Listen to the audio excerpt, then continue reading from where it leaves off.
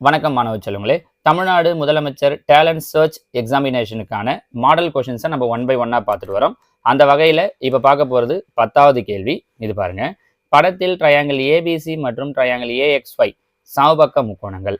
அவற்றின் பரப்புகளின் விகிதம் 1:4. ட்ரையாங்கிள் ஏஎக்ஸ்ஒயின் சுற்றளவு 24 சென்டிமீட்டர் எனில் ட்ரையாங்கிள் ஏபிசியின் சுற்றளவு என்னன்னு கேட்டிருக்காங்க. In the given figure, triangle ABC and AXY are equilateral such that the ratio of their areas is 1:4. If the perimeter of triangle AXY is 24 cm, then perimeter of triangle ABC equal to. இங்க கவனிச்சுக்கோங்க. இதில் ஆக்சுவலாக கொஸ்டினில் ஒரு சின்ன தப்பு இருக்கு. என்னன்னா இந்த பெரிய முக்கோணம் ஏபிசிக்கும் ஏஎக்ஸ்ஒய்க்கும் ஏரியாவுடைய ரேஷியோ என்ன கொடுத்துருக்காங்கன்னா 1:4ன்னு கொடுத்துருக்காங்க. இதை மட்டும் கொஞ்சம் மாற்றிக்கோங்க. ஏன்னா நமக்கு பார்க்கும்போதே தெரியுது பாருங்க. இது பெரிய ட்ரையாங்கிள், இது சின்ன ட்ரையாங்கிள்.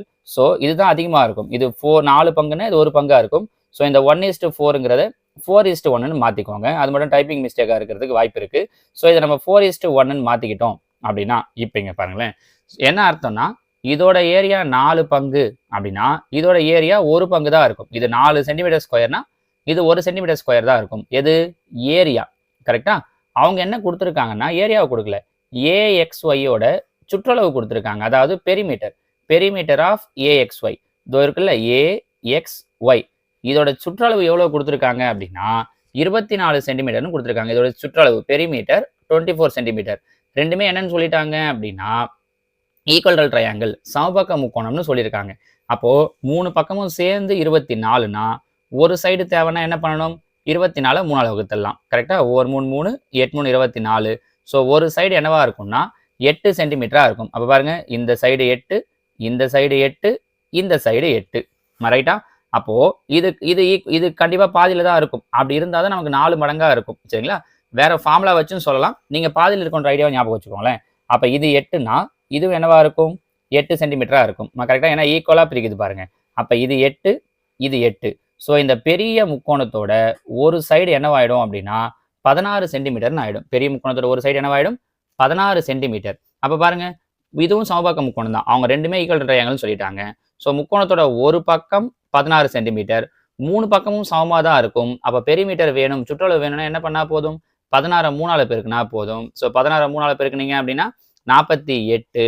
அப்போ இந்த முக்கோணத்தோட இந்த ஏபிசி பெரிய முக்கோணத்தோட சுற்றளவு என்னவா இருக்கும் அப்படின்னா 48 சென்டிமீட்டராக இருக்கும். நம்ம என்ன யோசிச்சிருவோம் அப்படின்னா ஏரியா வந்து 4:1 அப்படின்னு சொன்னதால இது நமக்கு 4 மடங்காக இருக்கும்னு யோசிச்சிரும். ஆனால் அவங்க கொடுத்துருக்கிறது சுற்றளவு, பரப்பளவு ஒன்றும் இல்லை. இன்னும் கூட ரொம்ப ஈஸியாக சொல்கிறேன் பாருங்களேன். அவங்க பரப்பளவுடைய விகிதத்தை தான் என்ன சொல்லியிருக்காங்க, 4:1ன்னு கொடுத்துருக்காங்க. இங்கே சுற்றளவு கேட்டிருக்காங்க. கரெக்டா? இப்போது ஏபிசி ஏஎக்ஸ்ஒய் இப்போ ஒரு பேச்சுக்கு இதோட பரப்பளவு 10 சென்டிமீட்டர்னு கொடுத்துட்றாங்க. அப்போது இதோட பரப்பளவு என்னன்னு கேட்குறாங்க, ஏரியா என்னன்னு கேட்குறாங்கன்னா அவங்க 4:1 அப்படின்னு சொன்னதால இந்த 10 நீங்கள் 4ஆல் மல்டிப்ளை பண்ணீங்கன்னா முடிஞ்சிச்சு, 40ன்னு கிடைக்கும். ஆனால் இங்கே அவங்க கேட்டிருக்கிறது பெரிமீட்டர்.